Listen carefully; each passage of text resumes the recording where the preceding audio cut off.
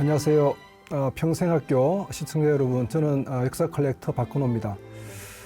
벌써 6강째인데요. 오늘은 독립문과 세 번의 독립이라는 주제로 말씀을 드리고자 합니다. 여러분 독립문 가보셨죠? 서대문구, 서울 서대문구에 있는 유적입니다. 근데 이 독립문에 관련된 제가 사진을 오래전에 하나 수집을 했는데요. 바로 이 사진입니다. 그 한 가족이 독립문 앞에 아주 단정한 모습으로 서서 찍은 사진인데요. 저 위에 태극기가 걸려 있고, 그리고 꼭대기 부분에 이런 문구가 보입니다. 대한민국 독립 1주년 기념이라는 현판이 걸려 있죠.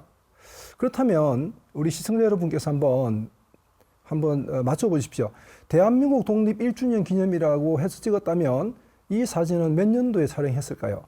45년도에 일제로부터 벗어났죠. 그럼 46년일까? 1945년도에 8월 15일 날 우리가 일제로부터 벗어났기 때문에, 그럼 독립 1주년, 대한민국 독립 1주년이라고 하면 46년이겠죠. 그런데 사실은 그렇지 않습니다. 이 사진은 1949년도에 찍은 사진입니다. 왜 그럴까요? 그것은 조금 이제 배경 지식이 필요한데, 그래서 제가 오늘은 한국 근현대사 속에서 독립이라는 것의 의미는 크게 세 가지 의미로 쓰입니다. 그래서 독립문이라고 하는 이 문을 중심으로 해서 왜 세 번의 독립이라는 개념이 나오는지를 한번 하나씩 설명해 드리겠습니다.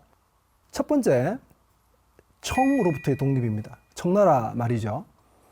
자, 기준 연도는 독립문이 세워질 때, 독립문 정초식이 거행되었던 1896년 11월 21일이 독립일입니다. 처음 들어보신 분들이 많으실 텐데요. 청으로부터의 독립이 이게 무슨 뜻이냐. 자, 우리 조선에 1882년도에 이모군란이라고 하는 사건이 벌어집니다.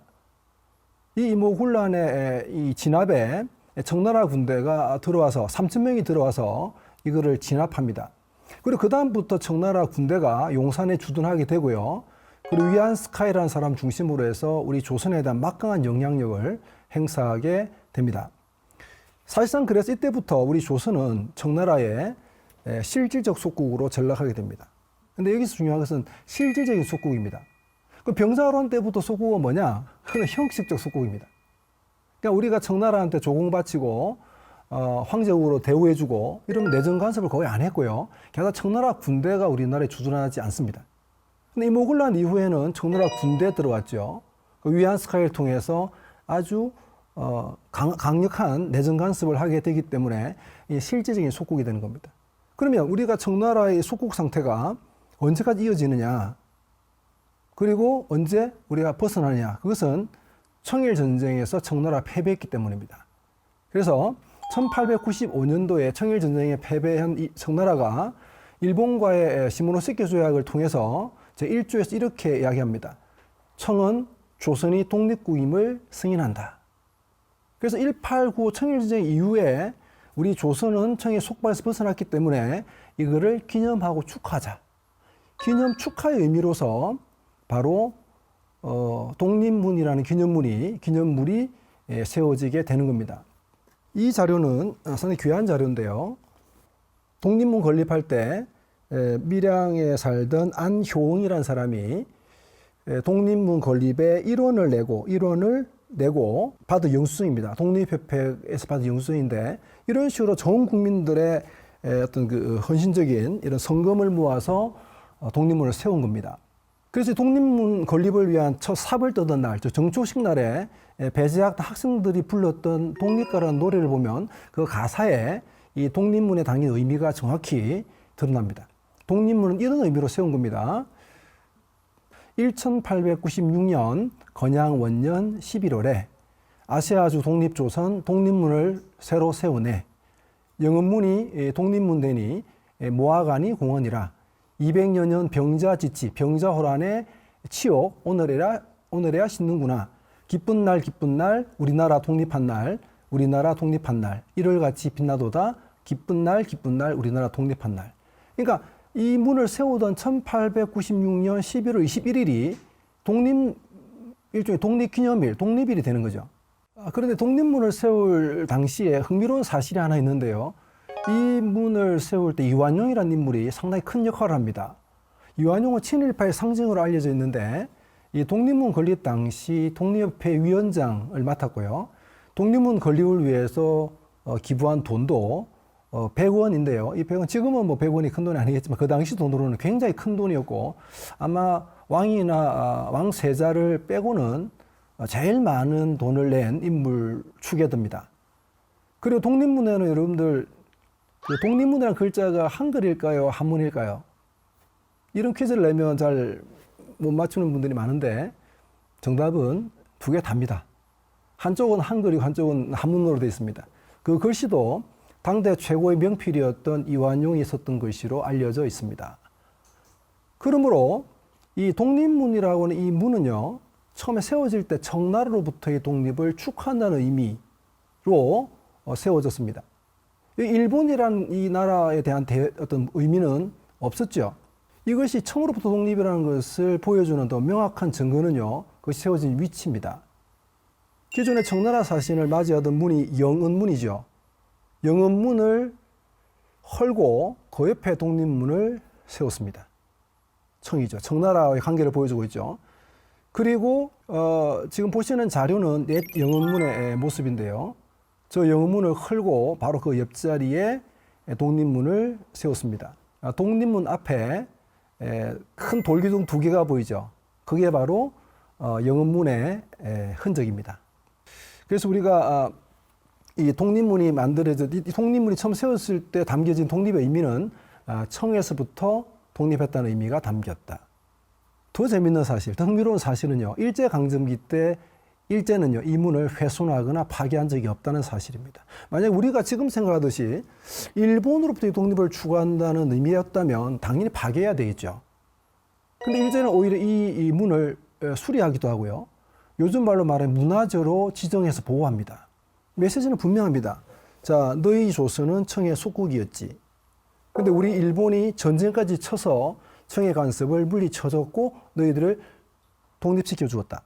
그러므로 너희들은 이 문을 보면서 일본에 대한 감사의 마음을 가져야 한다. 은혜의 나라 일본. 이게 바로 독립문을 보호했던 이유입니다. 두 번째 이 독립문과 관련된 독립의 의미는 일본으로부터의 독립입니다. 이것은 뒷날 덧붙여진 의미입니다. 이때 독립이라고 한다면 그럼 독립문에 담긴 독립의 의미는 1945년 8월 15일이 되겠죠. 우리 해방된 날. 자, 두 개의 자료를 한번 보시겠습니다. 첫 번째 자료는 우표인데요. 1955년 광복 10주년을 맞아서 발행한 기념 우표고요. 그다음 오른쪽에 나온 자료는요. 1975년도 광복 30주년 기념 주화입니다. 그리고 모두에 독립문이 들어가 있습니다. 그러니까 일본으로부터의 독립의 의미를 담아서 독립문의 의미를 사용하고 있는 거죠. 그러면 일본으로부터 독립의 의미가 독립문에 지금 얹어진 거죠. 이미 일제강점기 때 독립운동가들이 독립문에다가 일본으로부터의 독립이라는 상징을 담기 시작합니다. 대한민국 임시정부 상하이에 들어선 임정이 1920년 만든 달력입니다. 이 달력을 보면 윗부분에 독립문에 태극기가 꽂혀 있고 광복군이 그 문을 통해서 행진에 들어오고 있습니다. 독립문이 일본으로부터의 독립의 의미가 담은 거죠. 거기다가. 그러니까 일제강점기 때부터 이미 이런 의미가 만들어졌고 해방 이후에 이 의미를 그대로 이어받아서 많은 사람들이 사실은 이 두 번째 의미로 독립의 의미를 쓰고 있습니다. 자, 이제 마지막입니다. 마지막인데요. 이 세 번째 의미는요. 1948년 미군정 3년을 마치고 대한민국 정부가 수립되는 1948년 8월 15일을 독립일로 이해했다는 겁니다. 자, 사진은 1948년 8월 15일 대한민국 정부 수립 기념식 사진입니다. 여기에 이제 48년 미군정 3년을 마치고 스스로 정부를 세운 거죠. 자, 그럼 이 우표를 하나 보겠습니다. 자, 이 우표는요, 독립 1주년 기념 우표라고 되어 있죠. 자, 이건 퀴즈를 한번 내볼까요? 이 독립 1주년 기념 우표는 몇 년도 발행된 것일까요? 46년일까요? 49년입니다. 희한하죠? 여기서 독립은, 이 우표가 담은 독립은 미 군정으로부터 독립해서 우리 정부가 세워졌다. 이걸 의미합니다. 자, 그렇다면 1946년 8월 15일 그날에 발행된 우표에서는 어떤 표현을 썼을까요? 거기에서는 해방조선이라는 표현을 썼습니다. 좀 다르죠? 우리가 생각하는 말하고 우리가 생각하는 어휘와 다른 표현을 썼는데 정리하자면 당시 사람들은 45년 8월 15일은 해방, 광복이라는 말을 주로 많이 사용했고 주로입니다. 48년 8월 15일에는 독립이라는 말을 주로 사용했습니다. 그래서 이 독립이라는 말을 사람들이 다 다르게 이해한다. 어떤 사람들이 독립문을 보고 어떤 독립의 말을 썼을 때 그 독립의 의미는 한국 근현대사에서 크게 3번이 있다. 다시 한번 정리하겠습니다. 처음으로부터의 독립이라는 의미는 세워질 때 의미였고요. 그 다음에 추가된 의미가 일본으로부터의 독립.